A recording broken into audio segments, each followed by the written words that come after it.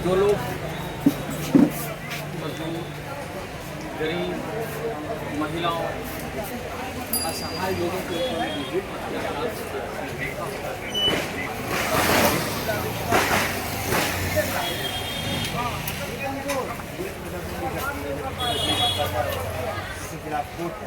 Bhim army के खड़ा होने के बाद ही पुलिस एक्शन में आई और फिर मामला कोर्ट तक जाता है।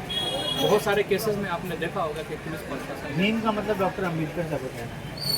डॉक्टर अम्बेडकर की मुसलमानों के प्रति क्या राय थी पता है आपको? जी हाँ, मुझे मालूम है।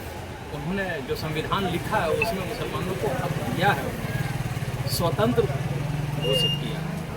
मुसलमानों को स्वतंत्र घोषित? जी बिल्कुल, संविधान के दायरे में उनको बहुत सारे अधिकार उनको दिए गए हैं। कई सारे आर्टिकल हैं जो मुसलमानों से संबंधित है, अक़लियतों के से जुड़े हुए मामले हैं। और क्या पूछेंगे? मुसलमानों को लेकर के अम्बेडकर की राय कुछ अलग थी? नहीं, ऐसा कुछ नहीं है। संविधान सभा में पहुंचाने वाले मुसलमान थे, मनुस्मृति दहन के लिए जगह देने वाले एक मुसलमान थे। जब लोगों ने उनको ठुकराया तो मुसलमान उसको अपने सीने से लगाए। तो आप मनुस्मृति के बारे में क्या सुना? बहुत कुछ, लेकिन उस पर टिप्पणी नहीं करना चाहिए। जो बातें थी पिछली बात। देखिए, अब जिस आपने पूछा कि भीम आर्मी का क्या काम है, तो सबसे पहली बात है कि जब चंद्रशेखर आज़ाद भाई जब राजनीति में फर्स्ट टाइम जो कदम रखे थे, उन्होंने भीम आर्मी का ही स्थापना किया था 2018 में। बिहार में भीम आर्मी आई 2020 में। तो भीम आर्मी जो है एंटीडोस है, बजरंग दल, RSS, शिवसेना, इस तरह के जो संस्था है इसके लिए एंटीडोस है। ये जो है इसके खिलाफ काम करेगी, भीम आर्मी इनके खिलाफ रहेगी। और जो आज़ाद समाज पार्टी है ये पॉलिटिकल पार्टी है, ये सिर्फ राजनीति करेगी। और भीम आर्मी एक तरह से आप मान लीजिए NHI है, वो रोड बना देगी, उस रोड पे चलेगी आज़ाद समाज। यही काम है भीम आर्मी का। और भीम आर्मी का डंडा झंडा दोनों मजबूत है। वक्त आएगा तो झंडा भी ऊंचा होगा और झंडा भी ऊंचा। बड़ा नेता कौन? मायावती, चंद्रशेखर आजाद? दोनों है हमारे। एक को चुनना पड़ेगा। एक को चुना पड़े तो हम चंद्रशेखर आजाद जी के साथ जाएंगे। आप देखिए, उम्र का तकाजा है, नौजवानों को लोग पसंद करते हैं। मायावती जी की उम्र हो गई है। जब काफ़ी सुलझे हुए जवाब आप दे रहे हैं। समझ सकते हैं कि आप कितने ज़्यादा पढ़े लिखे हैं और कितनी ज़्यादा राजनीतिक समझ रखते हैं। बताइए। हम मायावती जी के साथ हमने काम भी किया है, उनको विधायक भी दिया उत्तर प्रदेश में। काफ़ी समय तक हम उनसे जुड़े हुए भी रहे हैं, लेकिन उम्र हो गई है ना। अब वो नौजवानों वाली जोश उनके अंदर में नहीं है। नौजवान नया चेहरा ढूंढ रहे हैं, नया चेहरा की शक्ल में, नया विकल्प की शक्ल में चंद्रशेखर रावण नजर आ रहे हैं। और चंद्रशेखर रावण जहाँ पर भी कोई जुल्म अत्याचार होता है वहाँ अपने दल बल के साथ पहुँचते हैं। आपकी पार्टी की ही चंद्रशेखर रावण पे एक बहुत गंभीर आरोप घावड़ी ने लगाया है, यौन शोषण का। उस पर आप क्या कहना चाहेंगे? क्या हुआ? कौन लगाया? रोहिणी घावड़ी। जी जी जी, ये पॉलिटिकल इशू है।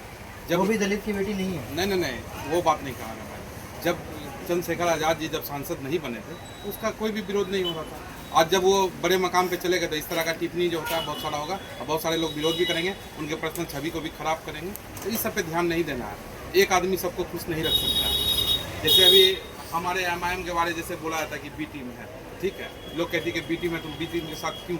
कौन कहती है B टीम? लोग कहते हैं, गठबंधन वाले कहते हैं कि हम लोग BJP की B टीम है। महागठबंधन कहती है? जी, महागठबंधन कहती है।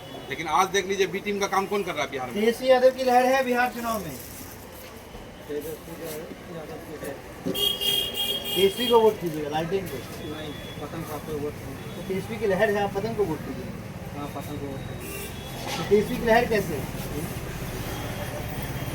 बाद में पता चलेगा किसका लहर है नहीं है, वोट होने के बाद पता चलेगा। तीसरा फ्रंट जो हमारे सामने में आ गया है, तीसरा विकल्प आया बिहार के सामने में, महागठबंधन। लालू यादव के बड़े बेटे के साथ नाइंसाफी हुई। हाँ हुई है, लेकिन हमको नहीं लगता ये एक पॉलिटिकल इशू है। आज बीजेपी का B टीम तेज प्रताप बना हुआ है, वो गठबंधन के खिलाफ 37 से 38 सीट पे चुनाव लड़ रही है। फिर भी B टीम का टैग हम लोग को मिलेगा, हमें पता है। और आपने कहा कि तेजस्वी कैसे सरकार बना रही है, तो हम लोग सीमांचल में सिर्फ 35 सीट पे लड़ रहे हैं और पूरे बिहार में हम लोग 63 सीट पे लड़ रहे हैं। तो 63 सीट पे अगर हम लोग जीत भी जाएंगे तो हम लोग सरकार नहीं बना पाएंगे। तो हम लोग एक अच्छा विकल्प खोजेंगे। और हमारी लड़ाई जो है किसी से व्यक्तिगत नहीं है, सत्ताधारियों से है। जो सत्ता पे बैठे लोग सत्ता का दुरुपयोग कर रहे हैं, जो अपने पावर का गलत इस्तेमाल कर रहे हैं, हमारी लड़ाई उनसे है। तो इसके लिए हम लोग जहाँ तक जाना पड़ेगा हक की लड़ाई को हम लोग लड़ेंगे और पूरी मजबूती के साथ लड़ेंगे। नीतीश कुमार ने मुसलमानों के लिए काम किया, वोट मिलेगा नीतीश कुमार? मिलना चाहिए पर अब नहीं मिलेगा। क्यों? क्योंकि अब नीतीश कुमार उस रीजन से नहीं चल रहे ना जो रीजन होना चाहिए, वो कभी इस पार्टी कभी उस पार्टी कभी इस पार्टी, बार बार वो चेंजिंग हो रहा है, इसलिए नहीं बनेगी। विकास मायने नहीं रखता। विकास तो बहुत मायने रखता इसका जवाब मैं दे देता हूँ। है, विकास बहुत मायने रखता है। सबको विकास की जरूरी है, सबको। और कुछ बताइए। सबसे पहले मीडिया को तहे दिल से धन्यवाद।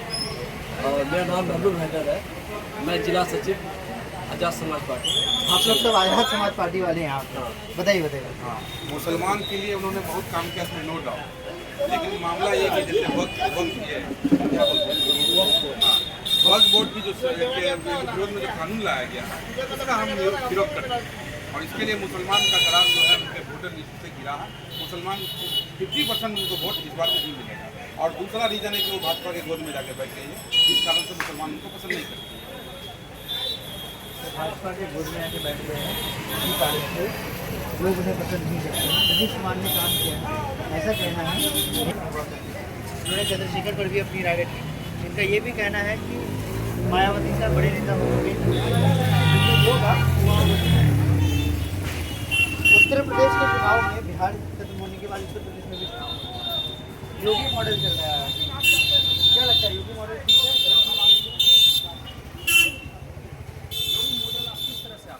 उनके राज में आप देखेंगे कौन सुरक्षित है, किनके मकानात सही सलामत हैं। मुसलमानों का डर बैठा करके वो सत्ता में आए।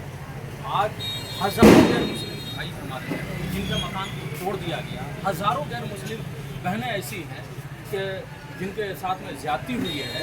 और डेटा उठाएं अगर आप, तो सबसे ज़्यादा बलात्कार के घटना जो है आपको उत्तर प्रदेश में मिलेंगे, हत्याएं उत्तर प्रदेश में मिलेंगी। अपराध मुक्त नहीं हुआ है, वहाँ दूसरे सिस्टम से काम चल रहा है। और जिसकी चक्की में ये तमाम लोग पिस रहे हैं। तो इस बार बदलाव की पूरी उम्मीद है और ये बदलाव बिहार से शुरू होगा और उत्तर प्रदेश में भी जाएगा। किशनगंज की ज़रूरत मुद्दे क्या है? किशनगंज शहर है, किशनगंज नगर परिषद है। किशनगंज में अगर आधारभूत मूल सुविधाओं की बात की जाए, सबसे ज़्यादा ज़रूरत चीज़ें क्या है? सबसे बढ़िया चीज़ है एजुकेशन। यहाँ कॉलेज के नाम पे एक ही बगल में है। यहाँ सबसे एक ही कॉलेज है जो मरवाड़ी कॉलेज के नाम से जाना जाता है। वहाँ आपको बीए करने के लिए कम से कम 5 से 6 साल लग जाते हैं। एक अच्छे संस्था, अब तो हालात बदल गए हैं पूर्णिया यूनिवर्सिटी में। नहीं, अभी तक वही हालात है। ठीक है, शिक्षा पे काम करने की ज़रूरत है।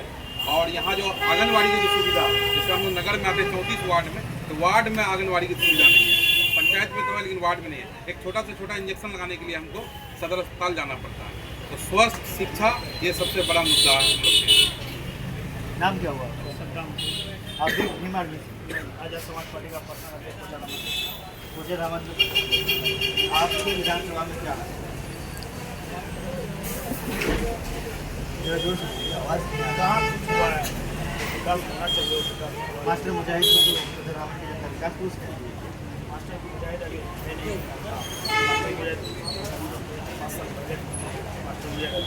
मैंने कहा मास्टर मुजाहिद विकास पुरुष है। ठीक है, विकास पुरुष रहते हैं। 2020 से पहले हुकुम किया है। अभी जो देखिए, अगर विकास से लोग चुनाव जीतते ना, दिल्ली से केजरीवाल का और पूजा रावत से मास्टर मुजाहिद का समाया नहीं। तो मानते हैं कि मास्टर मुजाहिद विकास। हाँ, विकास तो किया है, लेकिन मास्टर मुजाहिद के छवि को खराब भी किया गया। उनके साथ जो कुछ लोग हैं जो उनके नाम पे वसूली वगैरह करते थे, इन सब के कारण थोड़ा सा उनका छवि खराब हुआ। लेकिन मास्टर मुजाहिद साहब ने घर वापसी की और लोगों ने उनको भरोसा जताया है। लेकिन मास्टर मुजाहिद व्यक्तिगत बहुत अच्छा इंसान है, इसके लिए नो डाउट। लेकिन हमारी जो बात करेंगे तो अभी हम गठबंधन में हैं, MIM के साथ गठबंधन है। और जहाँ हमारी पार्टी जाएगी